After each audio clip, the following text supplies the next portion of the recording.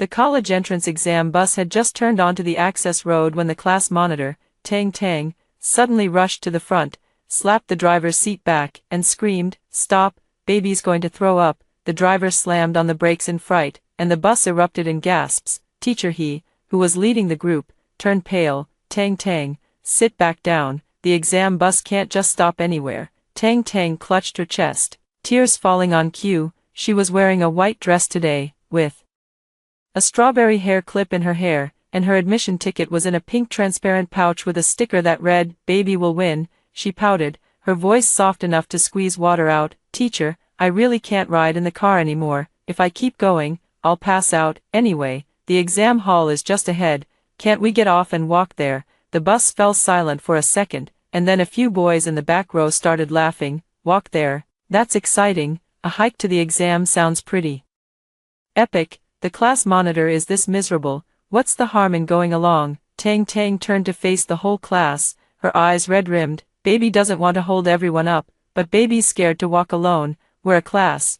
We should enter the exam hall together, right?" I was sitting in the third row by the window, my fingers still pressed against my phone screen. On it was a call from my homeroom teacher. In my past life, at this exact time, she called me to keep an eye on the bus and stop Tang Tang from causing trouble. Back then, I stood up and stubbornly blocked the whole class. I called the grade director, the traffic police, and the exam site supervisor. In the end, the bus arrived at the exam hall 20 minutes early, escorted by police cars. The whole class got into good schools, except for Tang Tang. She was still crying at the entrance, saying I wouldn't let her get off for air, which made her heart uncomfortable, so she insisted on going to the infirmary for oxygen. She missed the first 15 minutes of the Chinese exam, dropping from a solid key university to falling short of even the first-year cutoff. Later at the celebration banquet, they dragged me to the hotel poolside. Xiaoyu stood at the front, his gaze as cold as ice. "Tang Tang is just throwing a little tantrum.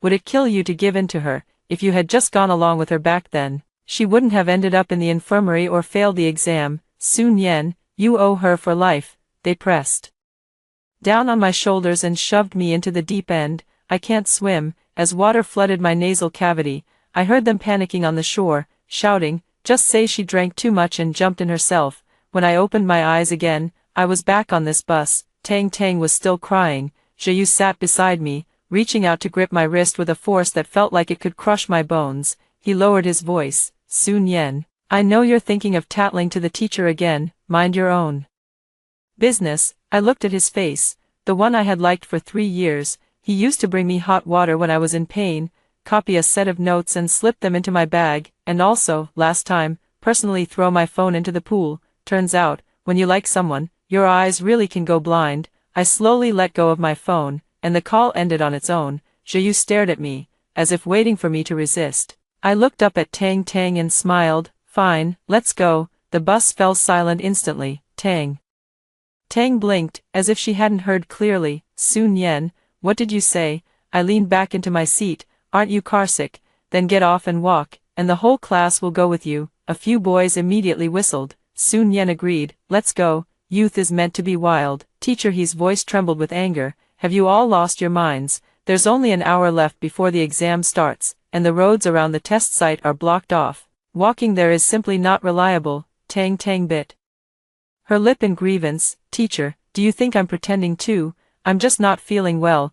Is the college entrance exam really more important than a human life?" As soon as she said this, "Teacher," he was left speechless, his face turning pale. The driver, gripping the steering wheel, turned back to ask, "Are we stopping or not? There's a temporary drop-off point ahead. If we go any further, we'll enter the restricted zone." The entire class's gaze fell squarely on me. In my past life, I stood up right here, endured everyone's scolding, and blocked the door firmly. In this life, I lowered my head and switched my phone to silent mode. "Let's stop." The door creaked open, and a hot gust of wind rushed in. Tang Tang was the first to lift her skirt and jump off the bus, turning back to wave at everyone. "Baby will lead you all to victory." Watching the smile she couldn't hide on her face, I had only one thought: go ahead, this time. No one is going to make me the break. Our class privately called Tang Tang the baby syndrome class monitor. This wasn't meant maliciously. At first, it even carried a hint of affection. She was afraid of the dark, so after evening self-study, someone had to walk her to the school gate.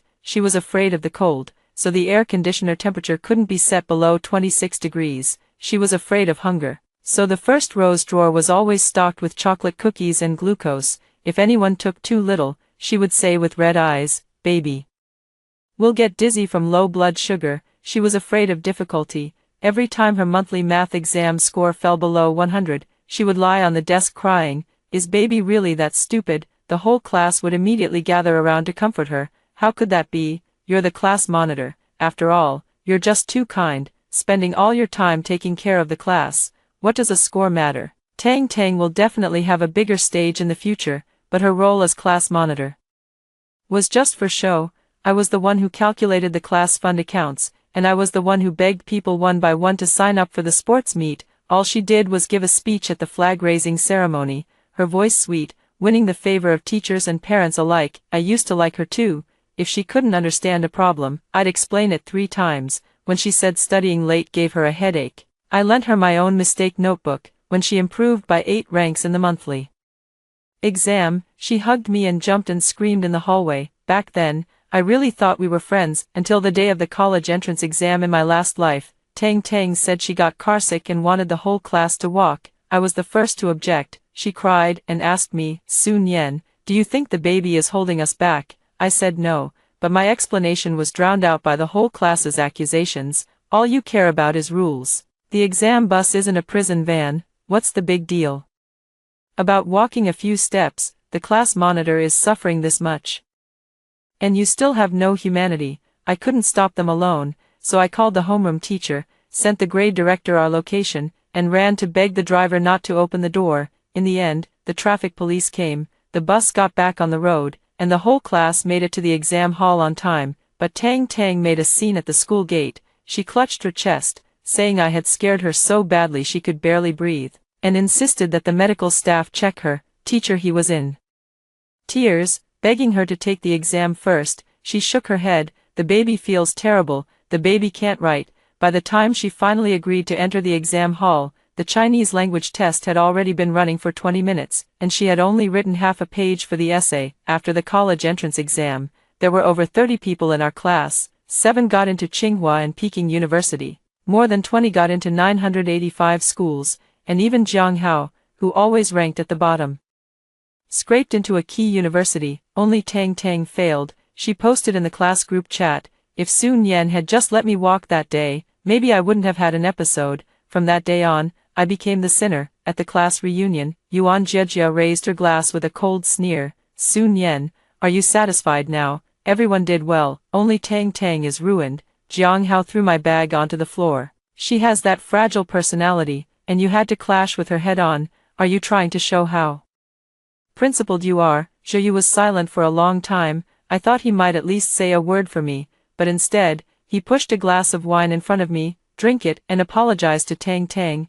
I didn't drink it. Later, they dragged me to the edge of the pool. The yellow lights on the top floor of the hotel hurt my eyes. Someone grabbed my hair. Someone twisted my wrist. I screamed for help desperately. And Zhou Yu crouched down and said softly, "Sun Yen, don't blame us, you're always so sober to the point of being annoying." When the water flooded over my head, I suddenly realized one thing: you can't stay sober for a group of people who don't want to be sober. They will hate you for puncturing their self-deceptive dignity. So in this life, when Tang Tang said she wanted to leave, I nodded. When she said the whole class would go together, I clapped. If they want to act out youthful passion with her, then let them see it through to the end. For now, just don't turn the spotlight on me. After getting off the bus, Tang Tang immediately handed her backpack to Jiang Hao. "Jiang Hao, baby can't carry it." Jiang Hao took it quickly. Let me take it. Class monitor, save your strength." Zhou Yu also took her admission ticket pouch, lowering his head to check the zipper for her. "Is your ID card inside?" Tang Tang tilted her head. "It should be. I was too nervous this morning, can't remember." Zhou Yu smiled slightly. "It's okay, I'll check for you." I stood behind the crowd, raised my hand and glanced at my watch. 8:06. The Chinese exam starts at 9, with a 15-minute grace period after which entry is prohibited. From here to No. 3 high school testing site, the navigation showed 8 kilometers, but navigation won't tell them that on exam day. 3 roads around the testing site are closed, and people have to detour through the East Gate security checkpoint, making the actual distance nearly 5 kilometers. I checked that route 5 times last time and memorized the red light timing at every intersection clearly. Teacher, he, panicking, chased after them while making phone calls. Don't scatter, hold on to your admission tickets. Tang tang, if you can't walk fast, get back in the car, we can still make it if we go now. Tang tang's tears welled up again. Teacher, why are you still forcing baby to ride in the car? Baby will really throw up in the car. Yuan Jiejia immediately supported her. Teacher, he, don't yell at her, her face has turned pale. Jiang Hao chimed in. Teacher, our class ranks first in the school's physical fitness test. What's 5 kilometers? Besides, with such a big event as the college entrance exam, the testing site will wait for us. I almost laughed out loud at that. The testing site will wait for you. The rules will wait for you.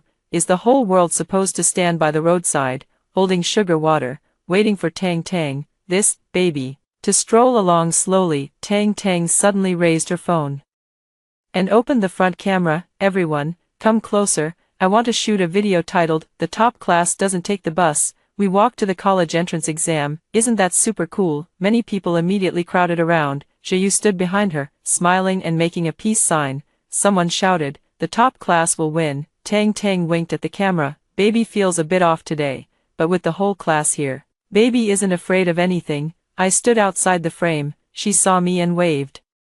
Sun Yen, come join too, I said. I'm afraid I'll mess up your views. Her smile froze for a moment, then quickly softened.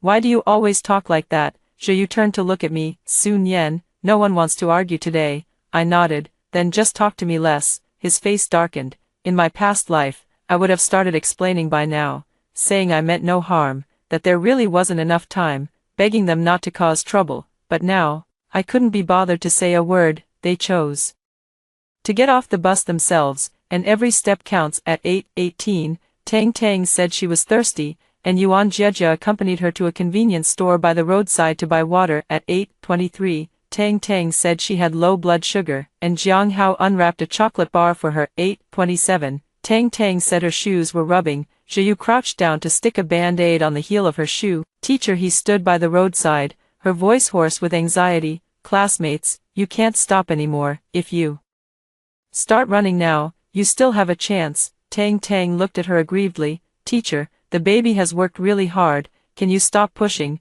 The more you push, the more nervous I get. A few girls immediately chimed in. Yeah, teacher, this will affect our mindset. Our class has such good grades. Keeping calm is the most important thing. Sun Yen, you're the best at calculating distance. Tell us, can we make it? Finally, someone remembered me. I raised my hand and pointed at the intersection ahead. Going straight won't get us through. It's blocked ahead. We have to detour to the East Gate, at least 3 more kilometers. If you run now, you might make it in before 9:15. If you keep coddling the baby, you can say goodbye to the first exam. Tang Tang's eyes instantly reddened. Are you blaming me? The baby is already struggling, and you still have to be sarcastic. Zhiyu frowned. Sun Yen, that's enough.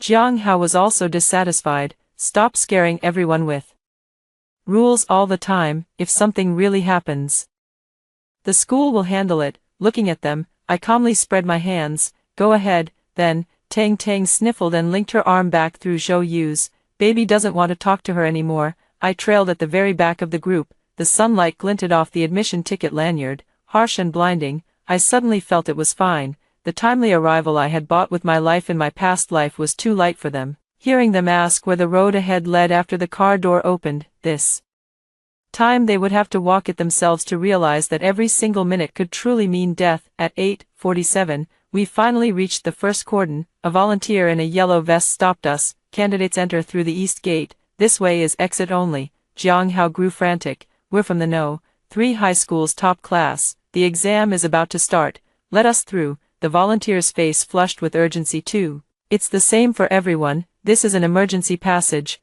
No entry. Tang Tang stood behind, clutching her chest and whispering, baby can't walk anymore. Teacher, he nearly broke down. Tang Tang, shut up now and run. The shout was too sharp, drawing stares from nearby parents and candidates. Tang Tang looked as if she had suffered a great injustice, tears streaming down. Teacher, why are you yelling at me? I'm just not in good health. I don't want to hold everyone back either. Yuan Jiejia supported her. Teacher, don't provoke her anymore. I glanced at the time, 8:51. 24 minutes left. If they all sprinted now, the fit ones could make it, but Tang Tang started panting dramatically, shoulders shaking, fingers gripping Zhou Yu's sleeve. Zhou Yu, baby's heart is beating so fast. Zhou Yu lowered his head to comfort her. Don't be scared, I'm here, teacher. He, frantic, tugged at Jiang Hao. Boys, run first. Get as many in as you can. Jiang Hao hesitated, looked at Tang Tang, then at the road ahead. Tang Tang suddenly looked up, eyes full of tears. Jiang Hao, are you going to abandon baby? Jiang Hao's foot pulled back again. I stood by and watched, finding it absurdly ridiculous. Was this their idea of sink or swim together? Whoever wakes up first is the traitor. At 8:56, the whole class finally made it to the long street outside the east gate. The final security check had already begun at the exam center entrance. The loudspeaker announced, "Candidates, please enter the venue promptly. Latecomers arriving 15 minutes after the exam starts will not be allowed in." As these words echoed through the speakers, panic finally set in. Run, hurry up, get your admission tickets ready. A crowd of people charged forward, dragging their bags. Tang Tang was pushed by someone and nearly fell, letting out a scream. Don't rush, baby. Zhou Yu turned back to steady her, and with that brief pause, chaos erupted behind them again. At 9:08, we rushed to the school gate. The security check teacher stopped us. Line up, take out your ID cards and admission tickets, turn off your phones and hand them to the lead teacher. A flurry of bag opening sounds followed. Someone couldn't pull their admission ticket out of their draft notebook for ages. Someone's face went pale when they realized their ID was still in the seat pocket of the bus, and someone was still live streaming on their phone. The security teacher's face darkened instantly. Tang Tang lowered her head to rummage through her pink bag. After more than 10 seconds, she suddenly whispered, "Zhou Yu, where's my ID?" Zhou Yu froze. "Isn't it in the bag?" Tang Tang's tears fell again. "Baby doesn't know, you checked it for me this morning." Zhou Yu's face turned grim instantly. He turned the bag upside down, and out fell her admission ticket, 2 pens, a pack of wet wipes, and a strawberry sticker. But no ID card. Teacher, he looked as if she'd been slapped, her voice cracking. "Tang Tang, where's your ID?" Tang Tang sobbed, shaking her head. "Baby really doesn't know." The security teacher immediately used the walkie-talkie to contact the exam coordinators. The surrounding students shouted anxiously, "Let us in first. What does her lost ID have to do with us? We only have 7 minutes left." But the whole class was mixed together, documents in chaos, and the lead teacher was still handling Tang Tang's identity verification. At 9:15,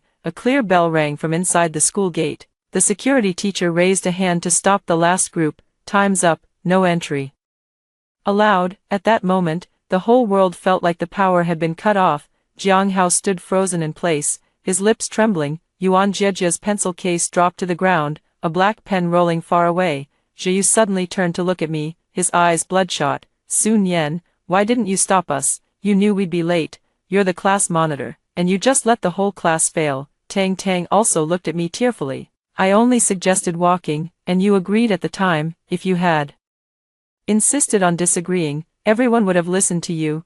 I almost laughed out loud. They finally remembered that my words used to carry weight. "Teacher," he stood nearby, his face ashen, and suddenly spoke in a hoarse voice. "Sun Yan doesn't have to take the college entrance exam." Everyone was stunned. Teacher, his eyes were red. She had already received confirmation of her early admission to Qingda 3 months ago. She could have stayed home to rest today, but she said she wanted to accompany you all through the last day of high school. Zhou Yu's hand froze in midair. Tang Tang's crying also stopped. I slowly took off the exam admission card hanging around my neck and put it in my backpack. "I warned you, but you said I was being a killjoy." I shut up, and now you blame me for not stopping you. I looked at the newly drawn police tape at the school gate and smiled lightly. "Don't pin a 0 score on me." This path was one you walked step by step with Tang Tang. Inside the school gate, the Chinese exam officially began. Tang Tang's face turned pale inch by inch. The anger I had held in my chest for 2 lifetimes finally subsided. Outside the school gate, chaos quickly erupted. Some people crouched on the ground crying, others frantically pounded on the door, and some grabbed the security teacher's sleeve, pleading, "Teacher, just 1 minute, we're only 1 minute late. We really are test takers. We have our admission cards, can you make an exception?" The security teacher pulled his sleeve back, his face cold. The rules are very clear. Candidates arriving more than 15 minutes after the exam starts are not allowed into the test site. You're not 1 minute late. You missed the rules. This sentence hit like a slap, silencing everyone. Tang Tang suddenly clutched her chest and slumped softly toward Zhou Yu. Baby can't breathe. Zhou Yu instinctively caught her, but this time he didn't immediately soothe her. His eyes were still fixed on the school gate, as if his soul had been drained away. The medical staff arrived quickly. Blood pressure is normal. Blood oxygen is normal, heart rate is slightly elevated. The medic put away the instruments. Emotional agitation. Sit still and rest for now. Tang Tang couldn't believe it. I really feel awful. The medic glanced at her. If you're unwell, you still need to cooperate with the on-site order. Her lips trembled, tears clinging to her lashes. Before, if she acted like this, at least half the class would gather around. Today, no one moved. Jiang Hao suddenly stood up and pointed at her, shouting, "Where's your ID?" Tang Tang was startled. "I don't know, you don't know, your eyes are all red. Our whole class got off the bus for you, waited at the convenience store for you, took a detour for you, stopped at the gate for you, and in the end, you don't even know where your ID is." Tang Tang shrank behind Zhou Yu. "Jiang Hao, you're so mean. Baby didn't mean it." Yuan Jejia finally broke down. "Stop with the baby. I missed my Chinese exam. My mom hasn't bought herself a new piece of clothing in 3 years just to pay for my tutoring classes, and you think a baby didn't mean it makes everything okay." Tang Tang's face turned even paler. She had probably realized for the first time that baby could also lose its effect. "Teacher," he sat on the steps, covering her face with both hands, her shoulders trembling. I walked over and placed a bottle of water beside her. She looked up at me, her eyes bloodshot. "Su Nian, I'm sorry." I shook my head. "Teacher, this time it has nothing to do with you. In my past life, she had also tried desperately to protect me, but she couldn't shield me from a crowd of people who chose to turn a blind eye." Half an hour later, the parents arrived one after another. The news that the top class of No. 3 high school collectively missed the first exam spread like wildfire. Some parents came running in slippers, some still wearing breakfast aprons, and others clutching their company badges, drenched in sweat. Jiang Hao's mother rushed up to him and slapped him across the face. "I let you take the college entrance exam, and you go on an outing." Jiang Hao turned his head from the force of the slap, unable to utter a word. Yuan Jejia's father angrily threw her admission ticket on the ground. "Where's your brain? From elementary to high school, you didn't even step through the exam hall door." Yuan Jejia cried and pointed at Tang Tang. It was her. Tang Tang wanted to walk. She said the whole class had to accompany her. Tang Tang immediately started crying. "I just felt unwell." Everyone volunteered. As soon as these words were spoken, the surrounding parents erupted. "Volunteered? My son's 12 years of schooling have gone to waste. Who gave you the nerve to make the whole class accompany you because of motion sickness? Your child is a precious baby, but ours aren't." Tang Tang's mother also arrived. She pushed through the crowd and pulled Tang Tang into her arms. "What are you doing? My daughter has been frail since childhood. She didn't want this either." Tang Tang, finding her protector, burst into tears. "Mom, they're all blaming me. Baby is so scared." Tang Tang's mother patted her back while glaring at teacher.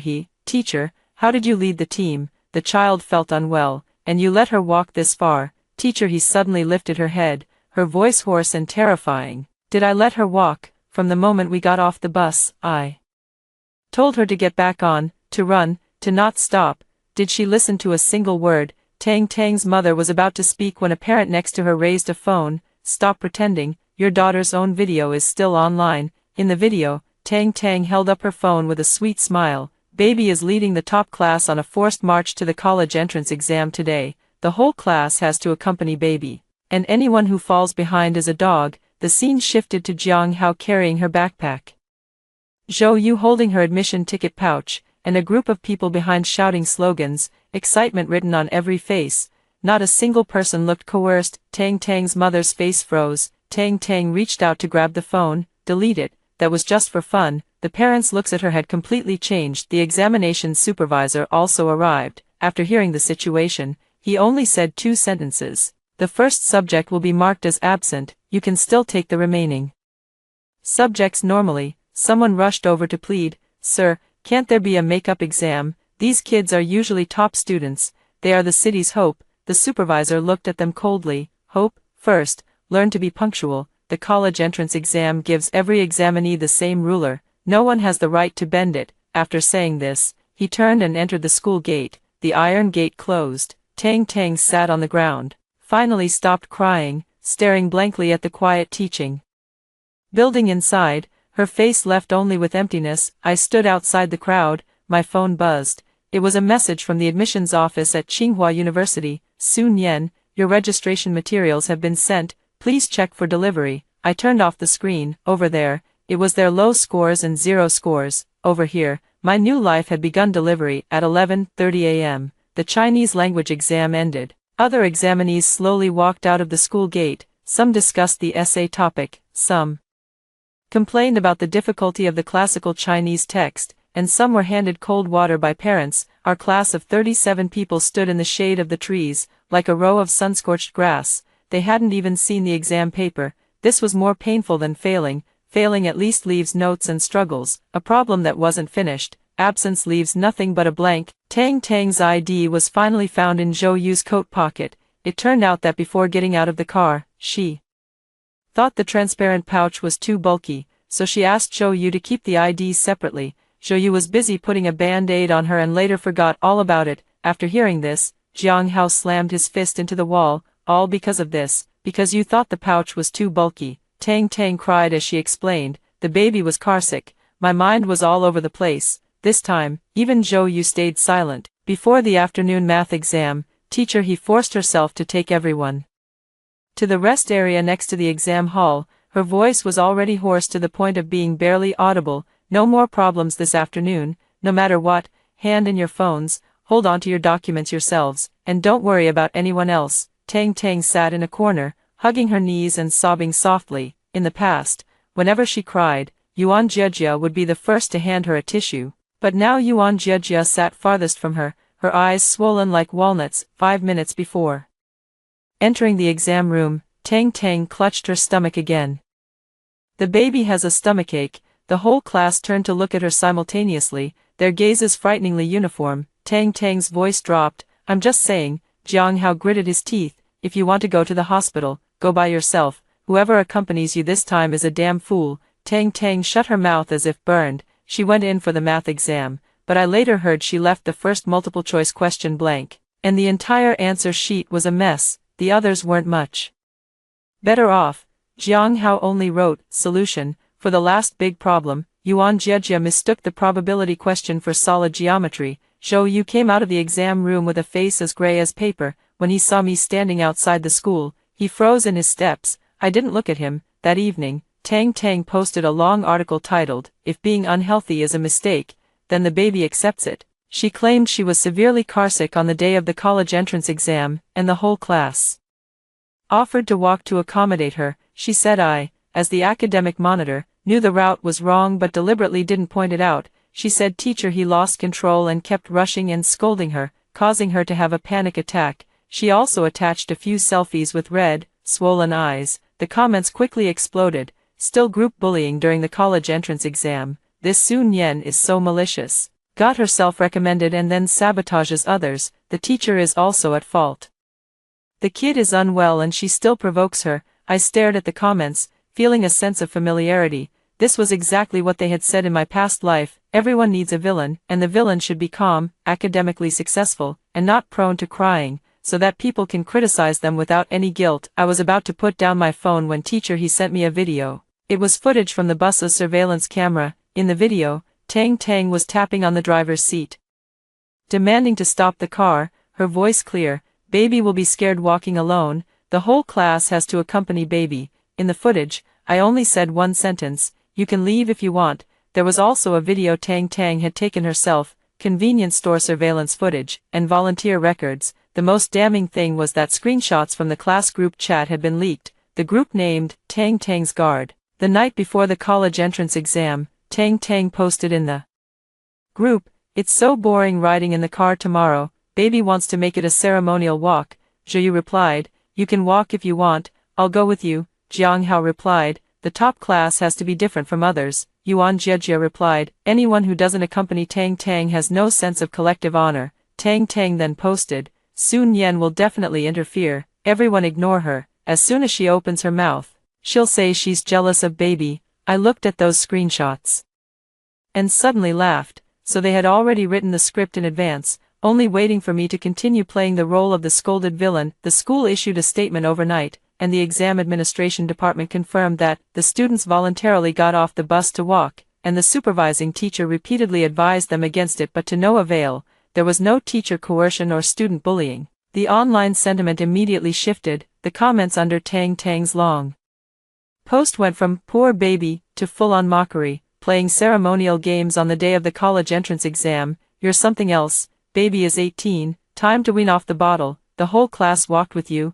and in the end, you got a 0 on the first subject. Tang Tang deleted her post, but the screenshots had already spread everywhere. At 1 a.m., Zhiyu called me, but I didn't answer. He sent a message, "Sun Yen, can we talk?" I turned my phone face down on the table. Outside the window, someone set off a small string of fireworks. Probably some kid celebrating early after finishing exams. I closed my eyes. Don't be soft. The pain they felt from the fire was barely a fraction of what I endured drowning in my past life. After the college entrance exam, the class group chat went silent for 3 days. On the 4th day, it exploded with messages. At first, everyone was cursing Tang Tang. "You ruined my life. My mom hasn't spoken to me in 3 days. Tang Tang, come out. Aren't you the best at crying? Who are you crying for now?" Then it turned into mutual blame. Jiang Hao blamed Zhou Yu. "You were closest to her. Why didn't you drag her into the car?" Zhou Yu replied. "Weren't you all shouting to go with her?" Yuan Jiejia lashed out at all the boys. "You all acted like you were protecting her, and now you play innocent. Someone dragged me into the fight. Sun Yen isn't innocent either. She knew the outcome all along." I left the group chat immediately. The moment my phone went quiet, even the air felt cleaner. On the day the results were released, "Teacher," he called me. She was silent for a long time before saying, "Sun Yen, the scores are out. Except for you, no one in the class reached their original target." She paused, her voice sounding as if she had aged 10 years in an instant. 11 people chose to retake the exam. Of the rest, a few barely made it to regular undergraduate cutoff, a few only qualified for vocational colleges, and a few didn't even submit their preferences. I hummed in acknowledgement. I had already guessed as much. The 0 in the first subject was fatal enough, and the subsequent subjects crushed their morale. The halo of the top class shattered quickly, and beneath it lay nothing but the foolishness of ordinary people. "Teacher," he choked up, "I taught them for 3 years. I always thought they were just spoiled, that they'd come through when it really mattered." I said softly, "Teacher, don't punish yourself for others' mistakes." She didn't respond, but I could hear faint sniffles on the other end of the line. I stayed silent too. I didn't blame the teacher. She had simply mistaken academic performance for moral character. Many adults do that. They see high scores and automatically assume a child is sensible, resilient, and kind, but scores only prove they can solve problems. They don't prove they know how to be decent human beings. In the afternoon, Zhou Yu came to my house with his parents. He had lost weight, with dark circles under his eyes and a faint, fading slap mark on his face. His mother grabbed my hand as soon as she entered. "Nian, Andy knows Zhou Yu has wronged you, and he's been hit hard these past few days. After all, you still have a foundation of feelings." I pulled my hand back. "Auntie, just say what you need to." The smile on her face froze for a moment, but quickly returned. "I heard Qingda University thinks highly of you. Could you help Zhou Yu ask if there are any special supplementary admissions or competition recommendation channels?" He was definitely going to get into Qingbei, but Tang Tang ruined it all. Zhou Yu stood to the side, his head hanging low. His father kicked him. "Say something, apologize to Nian Nian." Zhou Yu's throat bobbed. "I'm sorry, Sun Yen, I shouldn't have grabbed your wrist that day, shouldn't have stopped you from calling." I looked at him. "Only that day." His face turned pale. I asked softly, "Do you still remember the swimming pool?" Zhou Yu jerked his head up, panic flashing in his eyes. Of course, he shouldn't remember, that was from a past life, but he was frozen in place by my words, as if some instinct had been dragged to the surface. I smiled. "Forget it, you don't need to understand, we're no longer friends." His mother grew anxious. "Which young couple doesn't have a quarrel? Zhou Yu will be able to take care of you once he goes to Qingda." I shook my head. "He can't take care of me. He couldn't even take care of his own admission ticket and his own life." Zhou Yu's shoulders trembled violently, his father's face darkened, and he was about to say something, but Zhou Yu suddenly turned and pushed his parents out. "Go." His mother was still shouting, "You child, we're doing this for your own good." Zhou shoved them outside the door, then turned back to look at me. His eyes were bloodshot. "I'm going to retake the exams. I'll take them again next year." I nodded. "Good luck." His throat moved. "If I get into a university in your city," I cut him off, "don't come looking for me." The light in his eyes instantly died out. Just before the door closed, he said quietly, "Tang Tang recently set up a group chat, saying there's a prestigious university supplementary admission program, no need to retake exams, you can get into foreign partner universities. Several people in the class are tempted." My fingers paused on the door handle, and a string in my heart suddenly tightened. "What program?" "Zhou, you sent me the chat logs." The group was called Baby Leads Everyone to Success. Tang Tang sent over a dozen voice messages in the group, her tone still soft and whiny, with just the right amount of tears. "Baby knows everyone hates me, so baby wants to make it up. I know a Mr. Gu from an education group. He said our top-tier class has a solid foundation, and even if we messed up the college entrance exam, we shouldn't be buried. They have an international undergraduate supplementary admission channel. First, a year of preparatory courses, then transfer to a prestigious overseas university. After returning, the degree is certified, and you can get into big companies or take civil service exams soon." Someone asked, "Really, no need to look at the exam scores?" Tang Tang replied, "It depends on overall ability. We were all top students before. Mr. Gu said he loves talents accidentally held back by the exam the most." Another person asked, "How much does it cost?" Tang Tang sent a shy emoji. "The normal spot costs 380,000, baby got an internal price for everyone. Pay 30,000 first to reserve a spot. Mr. Gu feels for us, and everyone will get 5,000 in on-site grants." Seeing this, I directly called Teacher He. "Call the police." Teacher He paused for a moment. "Sun Yen, are you sure? Which legitimate school bypasses the provincial admissions office to enroll people? Which education group gives cash to a bunch of high schoolers who just missed the exam? And when did Tang Tang meet Mr. Gu?" Teacher He's breathing quickened. "I'll contact the parents right away." Unfortunately, it was too late. Many parents were driven crazy by the first subject's zero score. Retaking the exam meant another grueling year, and their child's condition might not recover. Ordinary schools were beneath their notice. When someone reached out with a ticket to a prestigious university, they preferred to believe it. The next evening, Tang Tang brought that Mr. Gu to a hotel conference room. Someone secretly filmed a video and sent it to Zhou Yu. Mr. Gu was around 40, in a sharp suit, with gold-rimmed glasses, speaking slowly and deliberately. The PPT behind him was beautifully made, reading, "Global Elite Training Plan, exclusive channel for exam-failing students, 20 spots available, first come, first served." He pulled out a stack of cash and placed it on the table. "I understand the pain these kids are going through now.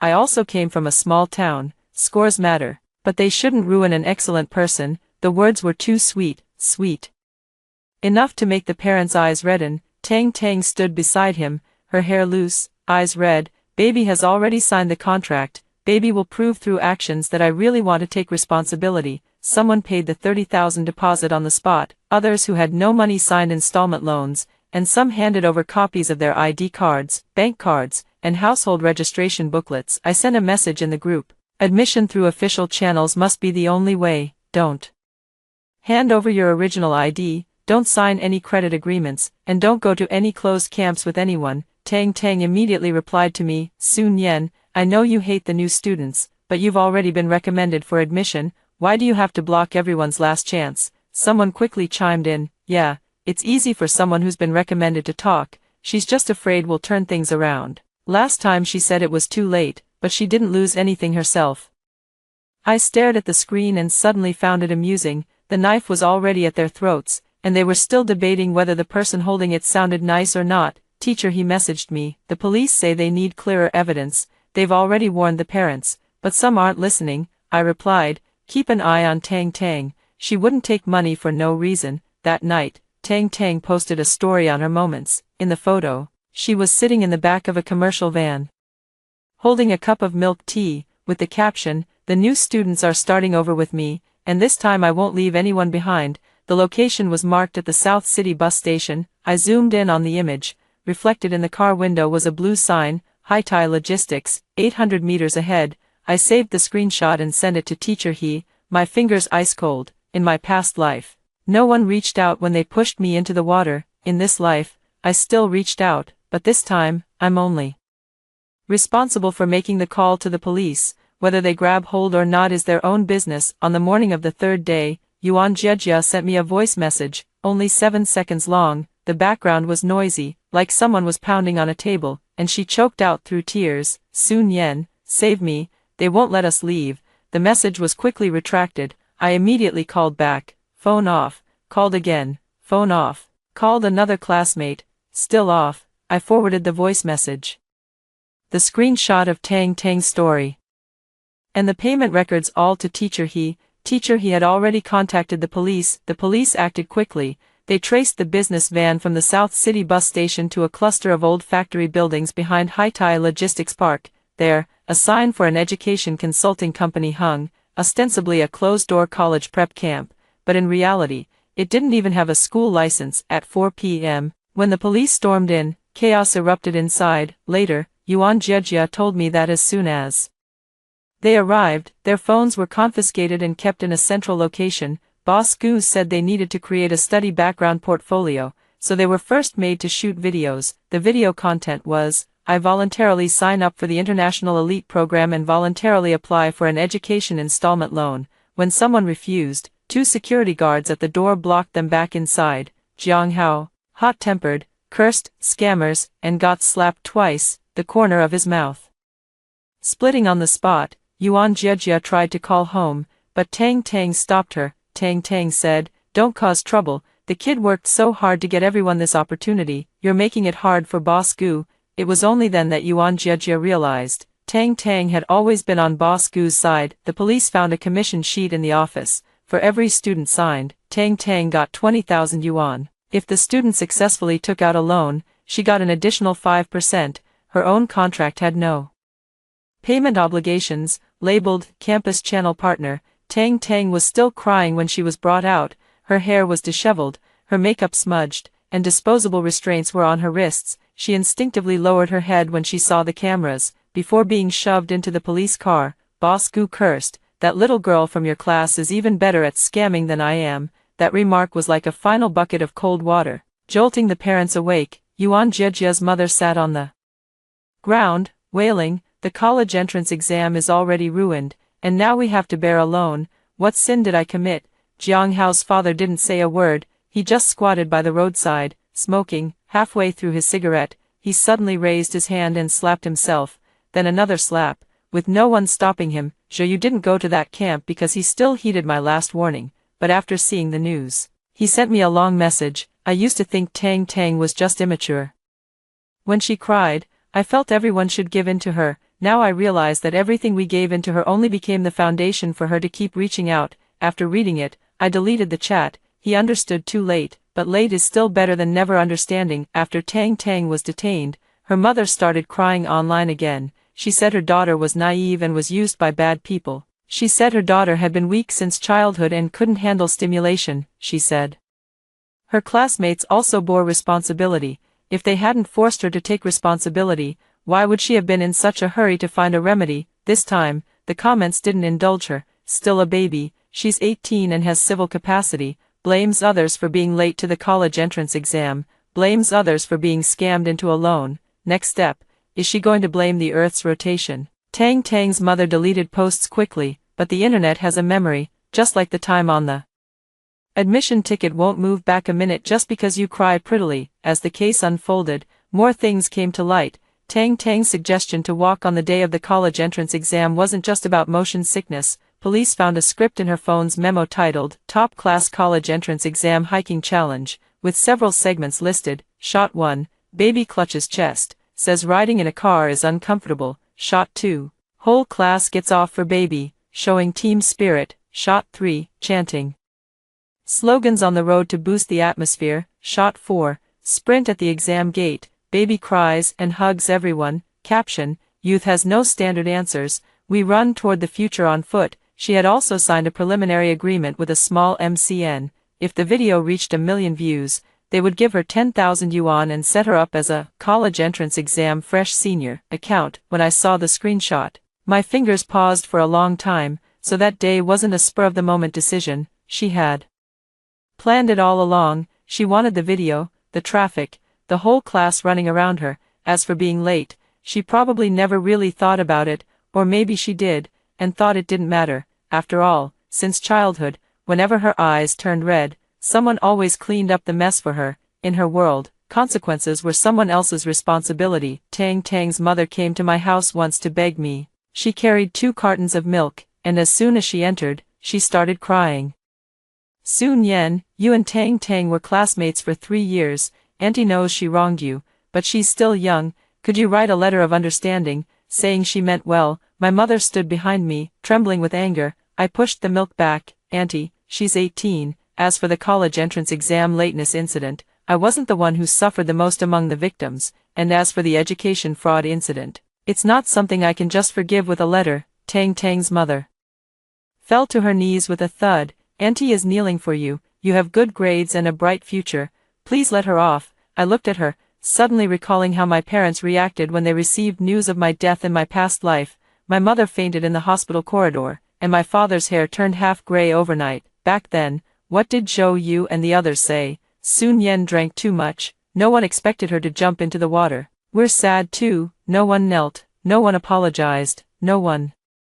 Let me off. I stepped back. Don't kneel to me. Go kneel to the parents of the classmates she tricked into taking out loans. Go kneel to the door that closed at 9:15 outside the exam hall. Tang Tang's mother's crying paused for a moment, and a flicker of resentment flashed in her eyes. She probably thought I was cold-blooded. Whatever. I no longer need everyone to think I'm kind. Teacher. He later took a long leave of absence. When I went to see her, she was organizing her lesson plans. On the desk were our class's grade reports from the past 3 years, each sheet marked in red pen.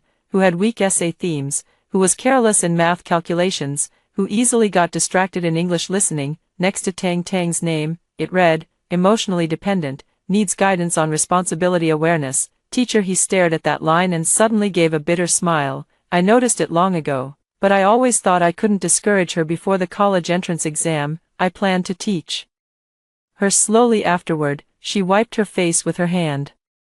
But the exam taught her first. I didn't know how to comfort her. Some lessons a teacher can explain 100 times, but when life teaches them once, the tuition is terrifyingly high. In September, I went to Qingda to register. As I dragged my suitcase through the school gate, I suddenly paused. A news notification popped up on my phone. Update on the college entrance exam absenteeism case. Education fraud gang approved for arrest. Multiple students' loan information frozen. In the accompanying photo, Tang Tang was being led out of a car wearing a mask. She had lost a lot of weight, her eyes were cast down, and her wrists were hidden by her sleeves. The class monitor who used to open her mouth with, "Babe," finally had no one to carry her bag. I closed the news. My roommate leaned in and asked, "Are you also checking out this drama?"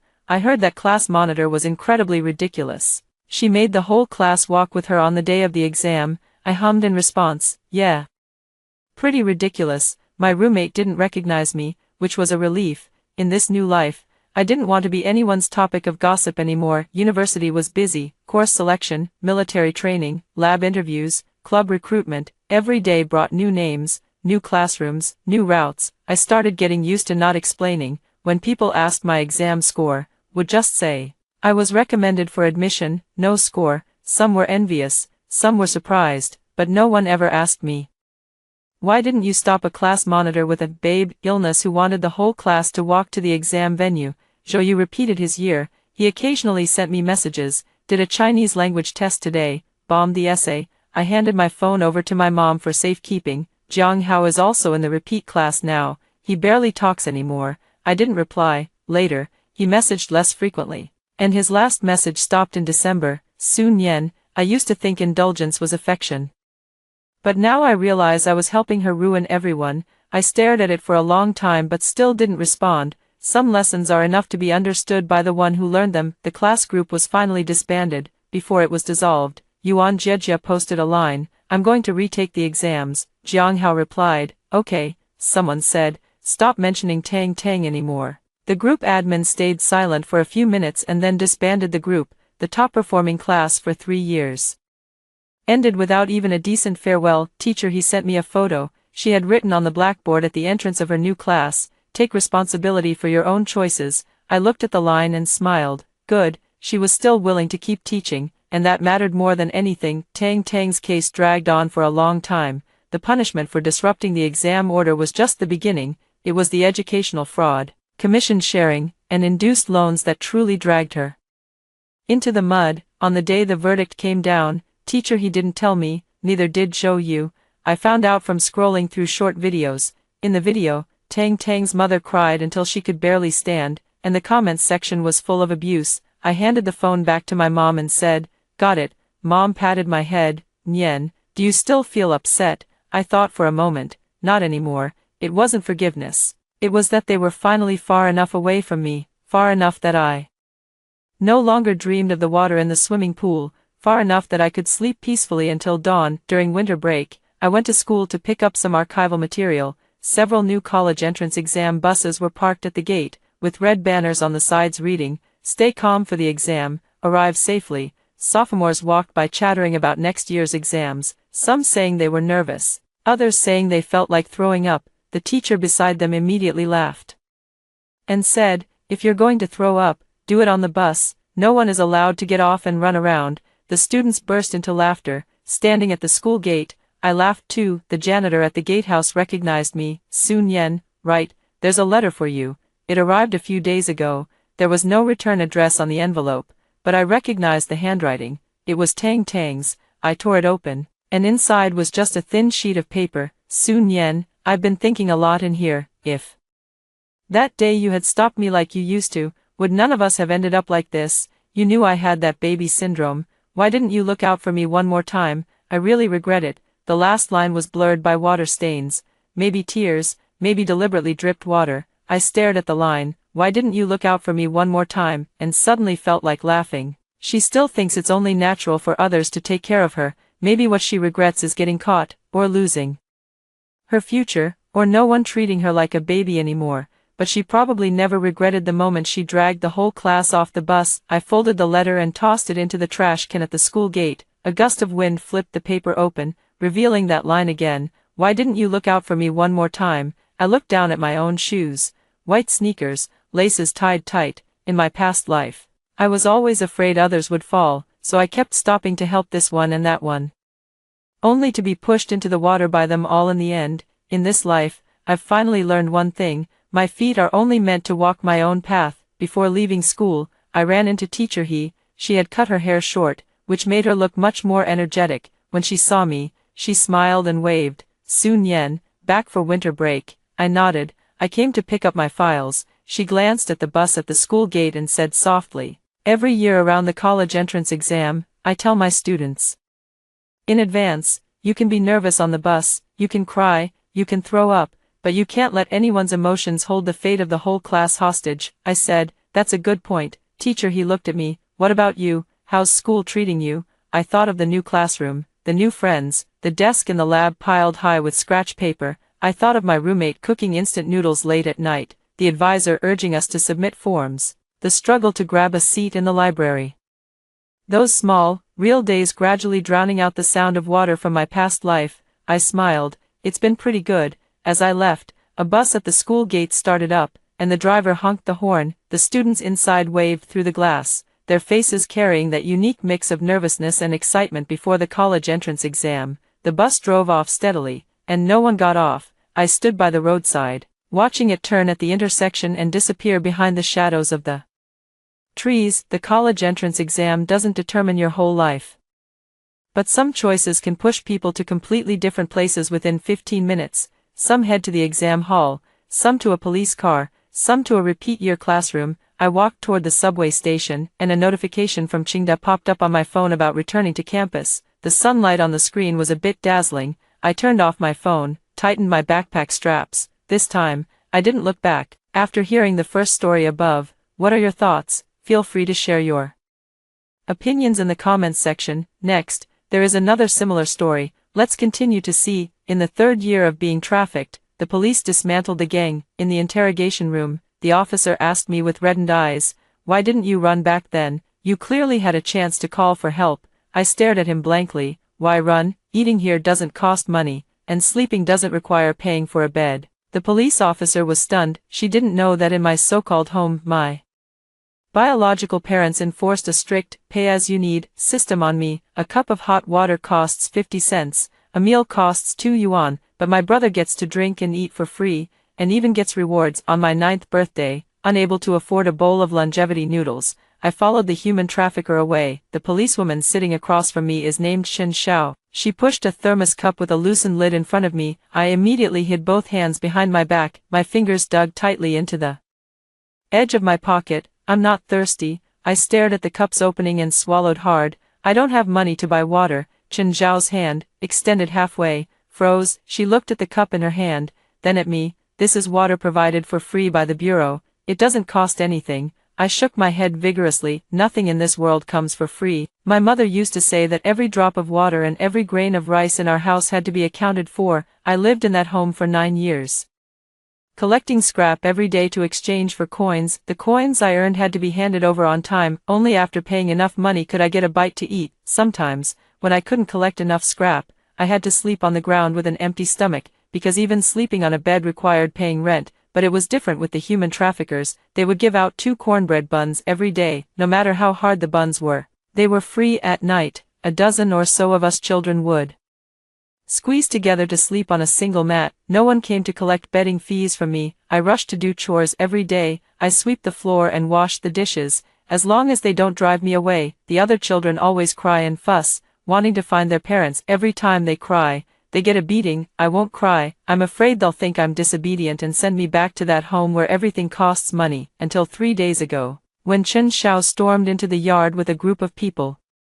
While the trafficker was being pinned to the ground, I was hiding behind the stove, gnawing on an unfinished cornbread bun. Chen Xiao walked over and picked me up. I struggled desperately at the time. I didn't want to leave. If I left, there would be no more free steamed corn buns to eat. Chen Xiao took me back to the police station. I've been on edge these past 2 days. Chen Xiao sighed and continued questioning me. Your name is Xiaoman, right? We've already contacted your biological parents, and they're on their way here. I shivered. I have to go back. I have to go back to that home where even drinking water costs money. Seeing me tremble, Chen Xiao softened his voice. Don't be afraid. The human trafficker has been caught. You'll be able to go home soon. I looked at her shocked face, completely unable to understand what I had said wrong. I patted my pocket. It was empty. I don't have money to buy a bed for tonight. Chen Xiao arranged a lounge for me. I sat on the edge of the bed, not daring to lie down. I pressed my hand against the mattress, very soft. In that so-called home, sleeping on a wooden plank bed for 1 night cost 1 yuan.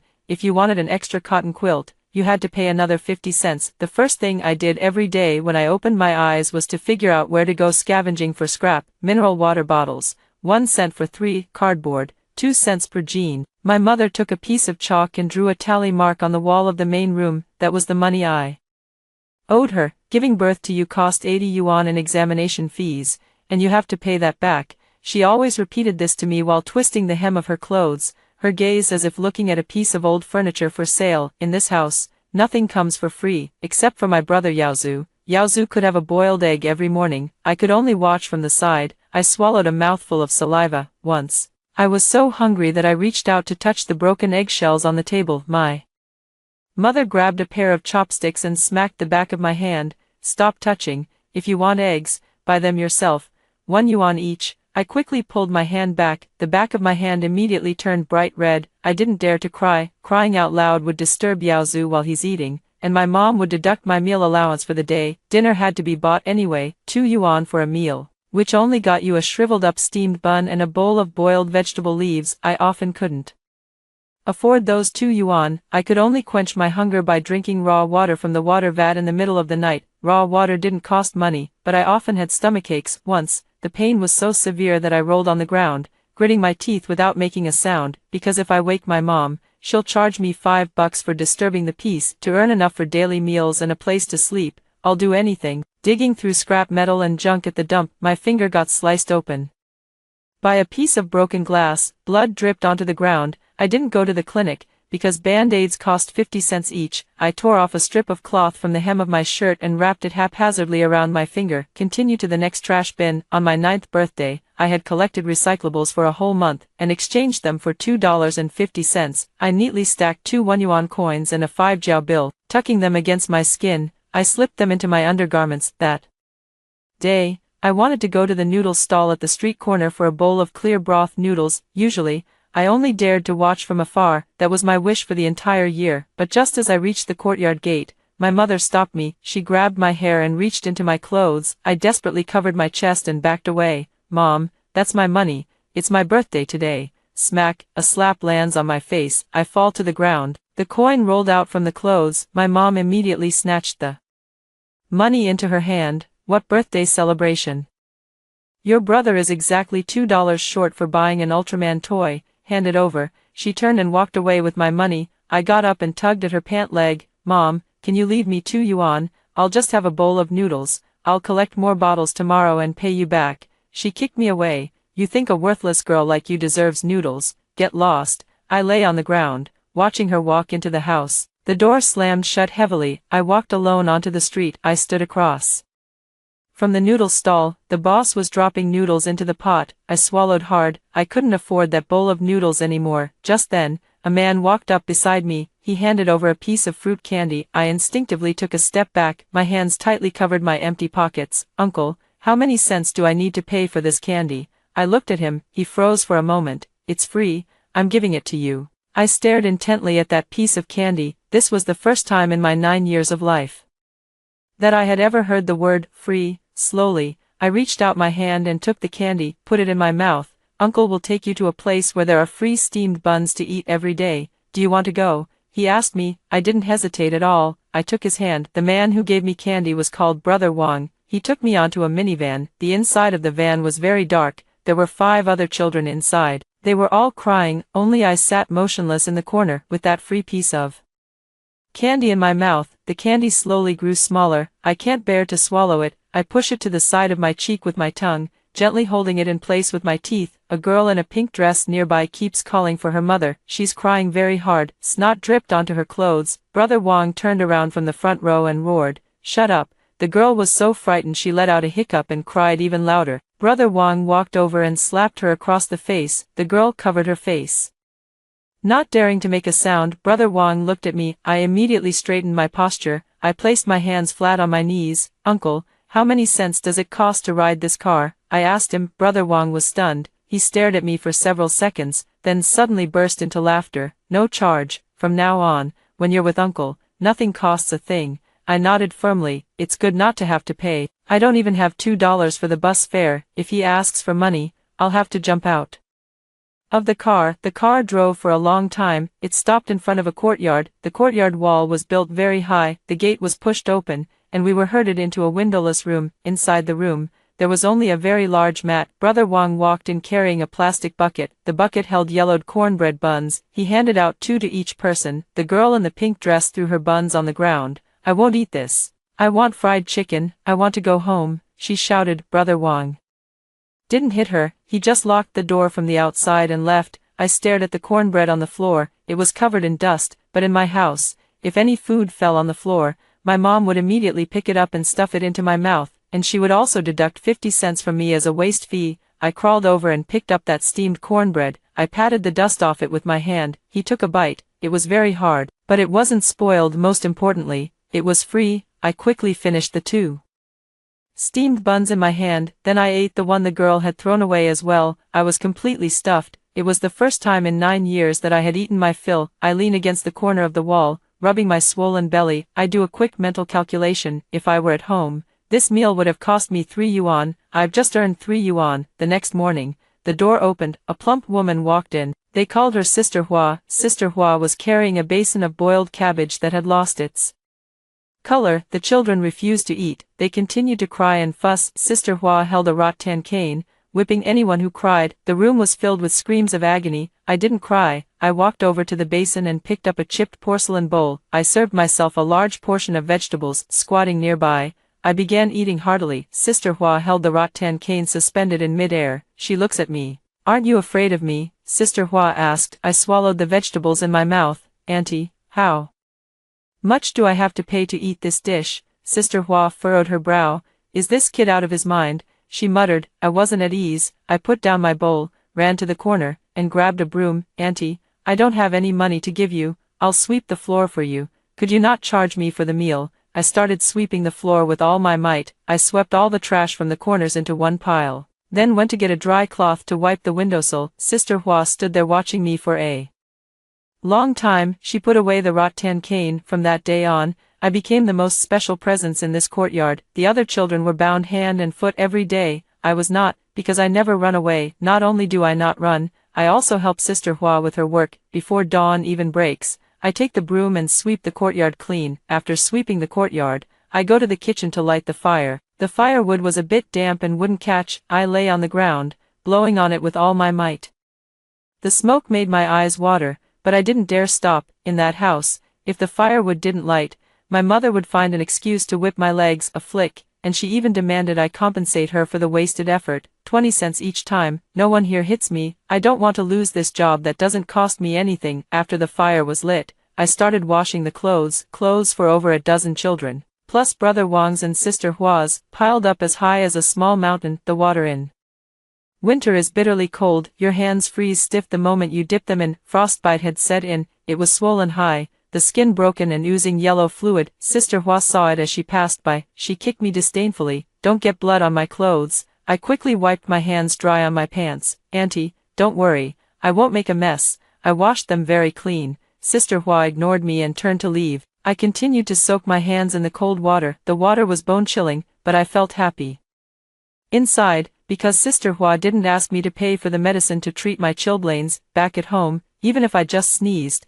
my mom would demand I pay a 1 yuan infectious disease prevention fee. Here, getting sick is free. 3 months later, the girl in the pink dress was taken away. Sister Hua said she fetched a good price. That night, another batch of new children was brought into the courtyard. A boy had a fever. He lay on the mat, delirious. Sister Hua wouldn't take him to see a doctor. In Sister Hua's view, seeing a doctor cost money.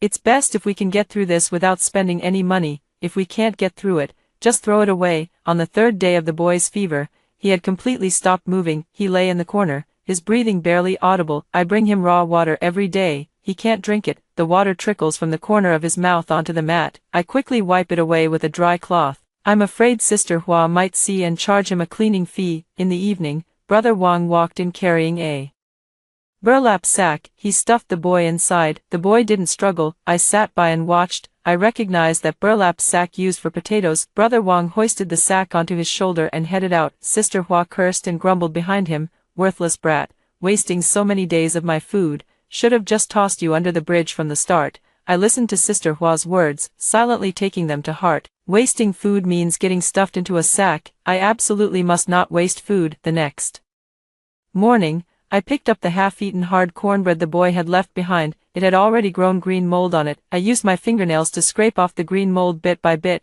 then I stuffed it into my mouth and chewed hard. It's very bitter, but I swallowed it. Adults all hate spending money, so I had to make myself very useful and absolutely not spend a single cent of theirs. At the end of the first year, Sister Hua and Brother Wang had a big argument. Brother Wang wants to sell me. He said he'd contacted an old man in the mountains who was willing to pay 20,000 yuan for a child bride. Sister Hua disagreed. If we sell her, who's going to wash clothes for so many people? Who's going to cook? If you hire someone else to do the work, wouldn't it cost 2,000 yuan a month? Sister Hua pointed at my nose and said to Brother Wang, this girl only needs a bite to eat to survive. We'll save that 20,000 yuan in just a few months. I was listening nearby. I understood. Sister Hua thought I was cheap. I was very happy. As long as I'm cheap, they won't kick me out. Brother Wang gave in. I stayed, and became the free laborer in this human trafficking ring. The third year, I was already 12 years old. Every morning, I got up at 5 to cook porridge, and at 6,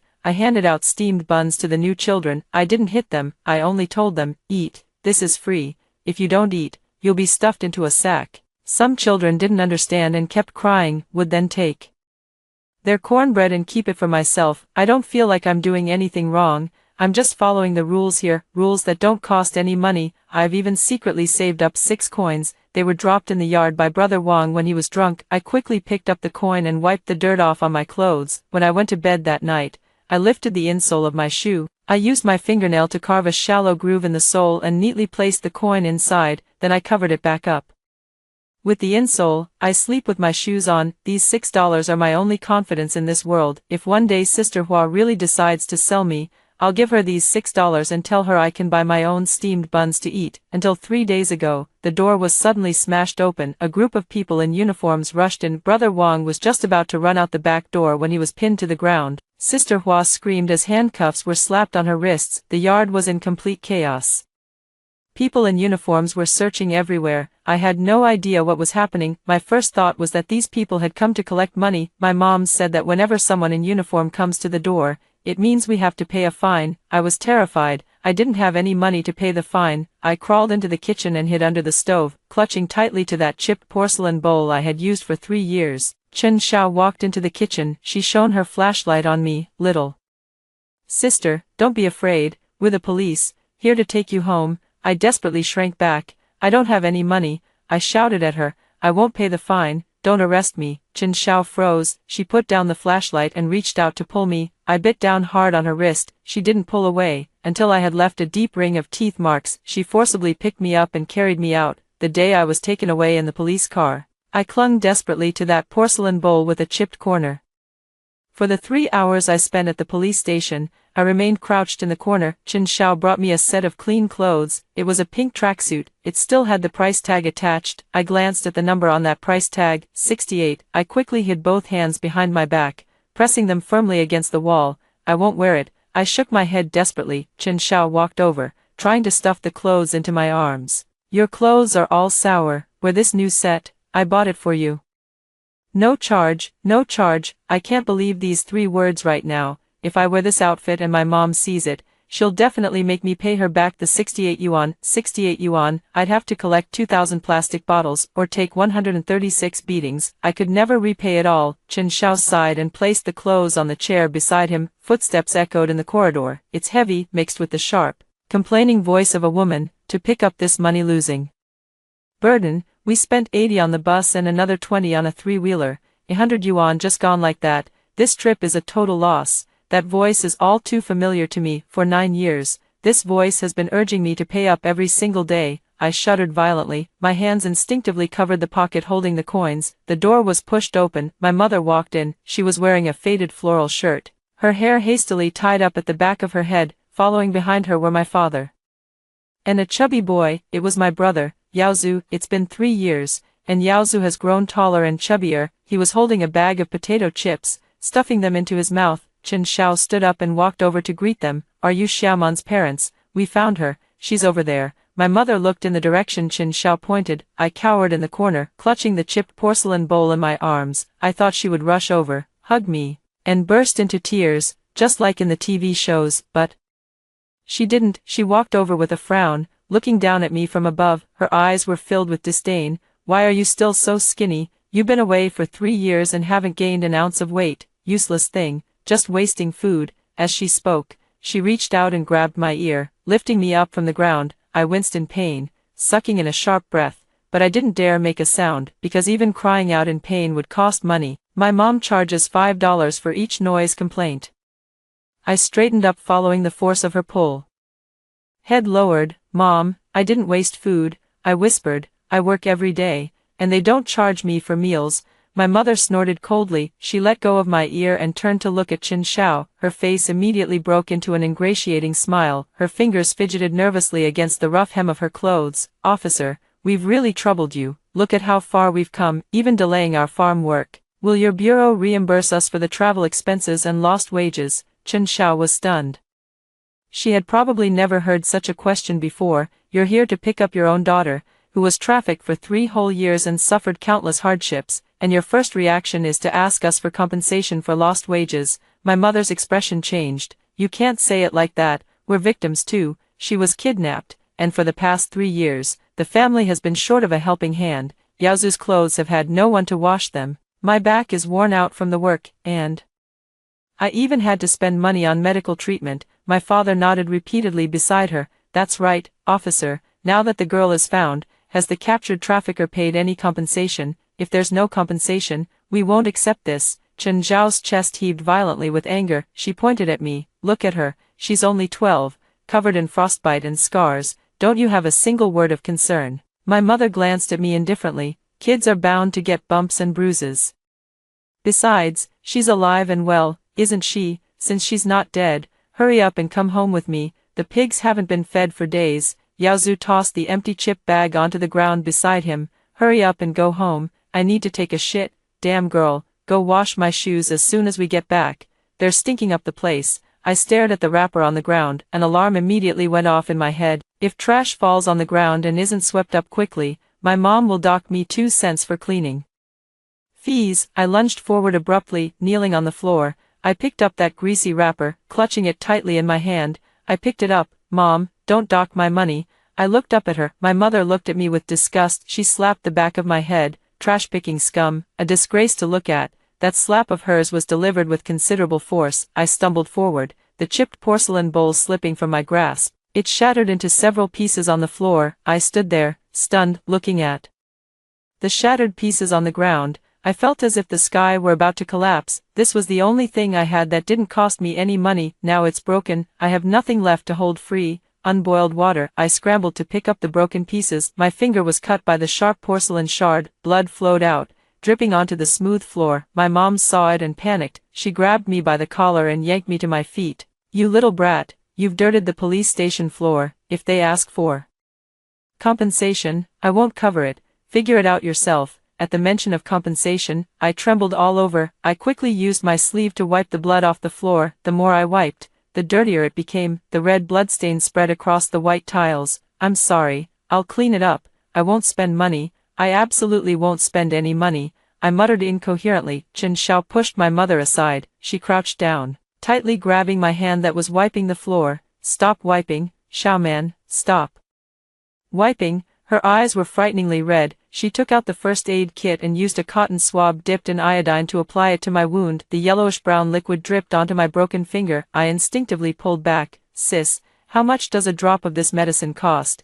I looked at the bottle in her hand. My mom won't pay for me, and I don't have any money to give you. Chen Zhao's hand holding the cotton swab froze in midair. Tears fell directly. She turned and shouted at my mother. How on earth do you act as parents? Didn't you see she's bleeding? My mom rolled her eyes. A little blood won't kill her. Band-aids are expensive, 50 cents each. Her worthless life isn't worth that much. After saying that, my mom's gaze fell on the set of new pink clothes Chen Xiao had placed on the chair. She walked over and reached out to feel the fabric. This outfit is quite nice. The fabric is quite substantial. She turned her head to ask Chen Xiao. Comrade officer, this outfit was issued to her by the bureau, right? Chen Xiao ignored her and continued bandaging my fingers. My mother, seeing Chen Xiao silent, directly picked up the clothes. She held them up against Yaozu for a comparison. Yaozu, look, even though these clothes are pink, they'll be perfect for you to wear as pajamas at home. It just so happens that your pajamas have a hole in them. Yaozu snatched the clothes away. Okay, I'll take this one. I looked at that outfit. There was a price tag on it for 68 yuan. My mom took that set of clothes. She would definitely count those 68 yuan against me. I abruptly broke free from Chen Zhao's grasp. I rushed over and hugged my mom's leg. Mom, don't take that dress. That dress cost 68 yuan. I haven't collected enough bottles yet. I can't pay it back. I desperately kowtowed. My forehead hit the hard floor tiles, making a dull thud. Please don't take it. I'll go back and feed the pigs every day. I'll wash your clothes. I'll do anything. Just don't make me owe 68 yuan. Okay. My mother kicked me in the shoulder. I was kicked over and fell to the ground. You worthless thing. The clothes the police gave are free. Free stuff is there for the taking. You've been here for 3 years and haven't brought a single cent home, and I haven't even settled the bill for your 3 years of meals yet. I lay on the ground. My mind was buzzing. 3 years worth of meal money. 2 meals a day. 2 yuan each. 3 years is over 1,000 days. That's more than $4,000. My blood ran cold. More than $4,000. I could cut myself into pieces and sell them all, and still not pay off the debt. My mother walked over and grabbed my hair. Hurry up and come with me. Go back and make up for all the work you missed these 3 years. Your brother is about to start middle school, and we still don't have the tuition. In these 3 years you were away, didn't they pay you any wages? Take it out and let me count it. As she spoke, her hand started digging into my pockets. I covered my pockets in panic. There are 6 coins I've saved up over 3 years. This is my last lifeline. I have no money. I don't have any money. I screamed at the top of my lungs. My hands gripped the edges of my pockets tightly. Her nails dug deep into the flesh. Seeing my resistance, my mother slapped me across the face. How dare you defy me? How dare you play tricks on me? Hand over the money. She pried my fingers open with force. Reach into my pocket. I looked at her in despair. Just like on my 9th birthday, when she snatched the $2.50 I had saved to buy longevity noodles. Blood ties. For me, this word is like a bill that can never be paid off. In the face of this bill, even my breathing comes with a fee. She dragged me by the arm, pulling me across the ground. The door was right in front of me. Once dragged out, I would have to face that massive bill of over 4,000 yuan. Chen Xiao rushed over in large strides, firmly blocking the doorway. Chen Xiao spread his arms wide, like a solid wall, firmly standing in front of my mother. She cannot go with you. Chen Xiao's tone left no room for doubt. My mother froze for a moment, then let out a sharp cry. What kind of police officer are you? This is my daughter. Taking her home is only right and proper. What right do you have to stop me? As she spoke, she reached out to push Chen Xiao. My dad chimed in from the side. Exactly, officer. This is a family matter. You just need to find the person. We'll handle the rest ourselves. Handle it? How exactly? Chen Xiao's gaze was as cold as ice. By making her go back and serve you like a beast of burden, repaying that non-existent 4,000 yuan for meals. My mom's face flushed red, then turned pale. She's my child. I raised her. She owes me a debt she can never repay in this lifetime. You, an outsider, should mind your own business. She walked around Chen Xiao and tried to grab me again. Yao Zhu followed behind her, impatiently kicking the floor tiles. Mom, hurry up. I'm still waiting for her to go back and clean my shoes. The teacher is checking them tomorrow. Clean my shoes, feeding the pigs, doing the laundry, and that 4,000 yuan bill. My mother dragged me along, my body scraping a trail across the ground. I look at the chaos unfolding before me. They are my family. They have come to take me home, but this home is more like a hell than the courtyard of Brother Wang and Sister Hua. In that courtyard, as long as I worked, I could earn free steamed buns, but in this home, no matter how much I do, I can never fill the bottomless pit disguised as family affection. Suddenly,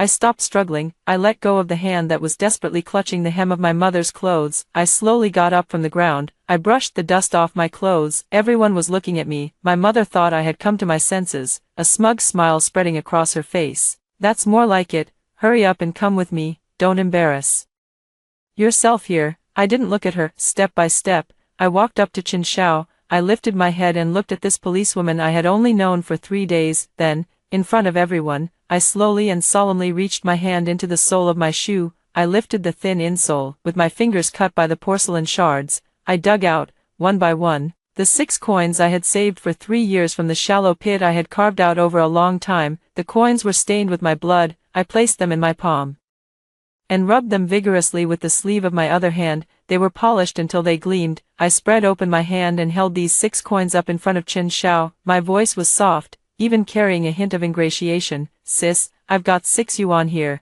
I'll give it all to you. Could you sell me a bed? Just on the floor is fine. I don't take up much space. I can sweep floors, wash dishes. I can do any kind of work. I promise I won't be any trouble. Let me stay here, okay? In the lounge, even the sound of breathing was clearly audible. My mother rushed over and knocked the coins out of my hand. Clink, clatter, 6 coins rolled across the floor, like my shattered hopes. You're insane, giving money to an outsider instead of me. I'll beat you to death, you traitorous wretch. She raised her hand to strike me, but her wrist was firmly seized by Chen Xiao. Enough. Chen Xiao's voice was terrifyingly low. She shook off my mother's hand with such force that my mother staggered back several steps. You don't deserve to be parents. Chen Xiao bent down and picked up the coins from the ground. One by one, she placed those coins, now covered in dust and bloodstains, back into the palm of my hand. Then, with her hand, she closed my fingers one by one. Xiao man, listen. She looked straight into my eyes.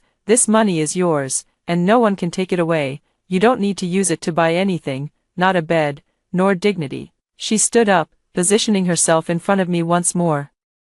This time, her aura had completely changed. It was no longer just a barrier, but a judgment. I am now formally notifying you, according to the law on the protection of minors, your actions have constituted severe abuse and psychological harm. I will immediately submit an application to the procuratorate to revoke your guardianship over Xiao Man. My parents were stunned. Revoke guardianship? What does that mean? My father stammered. It means that from today onward, she has no legal relationship with you whatsoever. You have no right to take her away, nor do you have the right to demand a single cent from her. Get out of my sight right now. otherwise, I'll detain all of you for obstructing official duties." Chen Xiao pointed at the door, enunciating each word clearly. My mother still wanted to make a scene. On what grounds? She's my daughter. Because I'm a police officer. Chen Xiao took out handcuffs from his waist, weighing them in his hand. And because of every word you just said and every action you took. There are surveillance cameras here, recording everything with audio and video. Upon hearing about the surveillance, my dad immediately grabbed my mom's arm. "Forget it, let's go. There's no benefit in opposing the police." My mom glared at me fiercely. "You ungrateful wretch, we raised you for nothing all these years. Don't you ever think about stepping foot in our house again." Yaozu was also frightened, tugging at my mother's sleeve. "Mom, let's go quickly. If she doesn't come back, who's going to clean my shoes?" The three of them left, cursing and grumbling all the way. They complained about the travel expenses when they came, and they complained about not getting the compensation when they left. From start to finish, they never treated me as a daughter who had been lost for 3 years and then reunited, but rather as a piece of merchandise that had lost its value. The door was closed. The world finally fell silent. I was still standing in place, clutching those 6 coins tightly in my palm. My palm ached from the pressure. Chen Xiao turned around and crouched down to look at me. Her eyes held a complexity of emotions I couldn't decipher. There was anger. There was heartache. She gently embraced me. It was very warm, unlike my mother's tugging or sister Hua's shoving. This was a genuine embrace. My entire body went rigid. At 12 years old, I had never been held like this before. "Don't be afraid," Chen Xiao whispered in my ear. "From now on, no one will come to collect money from you."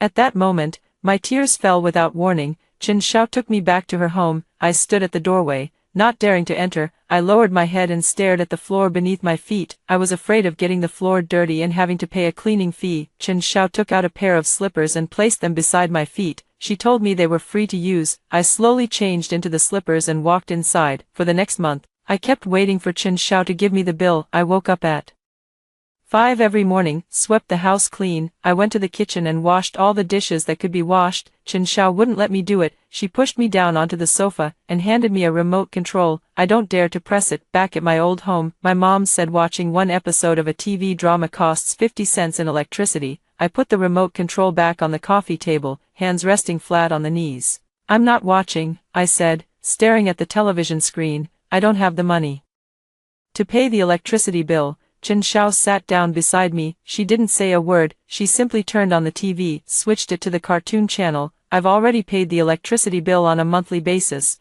Whether you watch or not, the money won't be refunded to me." She shoved the remote control into my hand. "If you don't watch, it's a waste, and wasting comes with a fine." I froze. Is that how the math works? I'm afraid of getting fined. I stared at the cartoon on the screen all day. No one came to collect money from me on the first night. I didn't dare to sleep in the bed. The bed Chen Xiao made for me is very soft. I huddle on the floor in the corner, clutching an old blanket. Sleeping on a soft bed must cost extra. I can't afford to pay for it. Chen Xiao saw me when she got up to drink water in the middle of the night. She asked me why I wasn't sleeping in the bed. I told her the reason. Chen Xiao didn't pull me up. She went back to the room and brought a quilt to spread on the floor. "Sleep with me." She told me the money for the bed had already been paid. "If you don't sleep in the bed would break. Only a broken bed needs to be paid for." I believed her words. The next night, I climbed onto that soft bed. I dared not move a muscle. I was afraid of wrinkling the bedsheet. In that household, messing up the bedsheet would cost you 20 cents in tidying fees. 2 months later,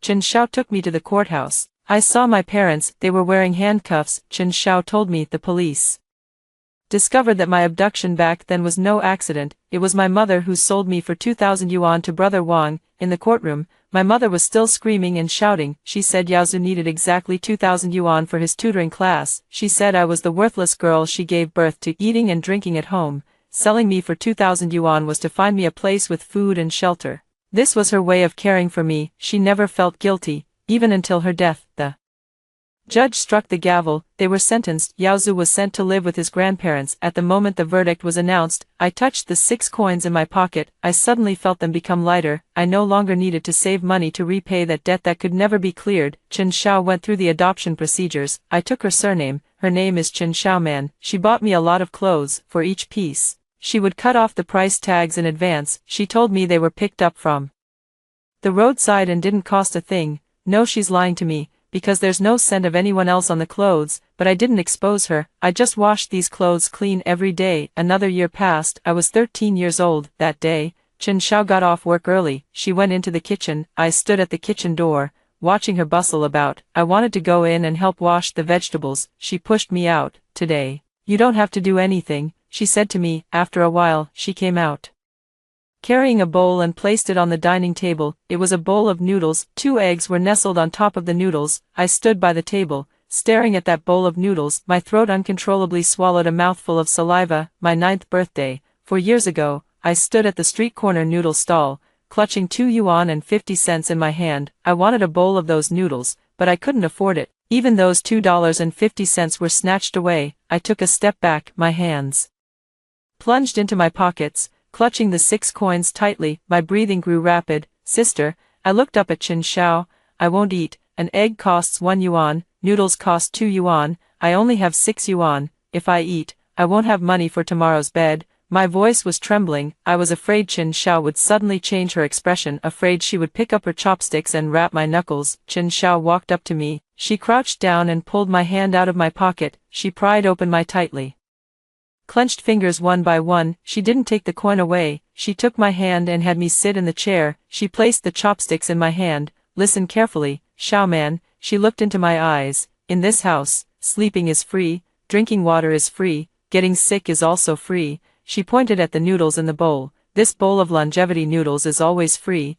I lowered my head and looked at the 2 eggs in the bowl. Tears fell into the bowl, mixing with the noodle soup. I picked up my chopsticks, grabbed a strand of noodles, and stuffed it into my mouth. The noodles were scalding hot. I didn't spit them out. I chewed them in big, voracious mouthfuls. I swallowed every last noodle. I took another big bite of the egg. This was the first longevity noodles I had eaten in my 13 years of life. I didn't have to collect scrap. I didn't have to get beaten. No need to worry about keeping accounts. I looked up at Chen Xiao across from me. Sister, I also have something free I want to give you. Chen Xiao was taken aback for a moment. What is it? I put down my chopsticks, stood up, and walked over to her. I reached out my hands and hugged her tightly. Sister, thank you. This is the first time in my life I've ever given something away for free. No need for change. After hearing the stories above, what are your thoughts? Feel free to share your opinions in the comments section. Looking forward to hearing from you. If you liked this story, don't forget to like it, share it, and subscribe to my channel. See you next time.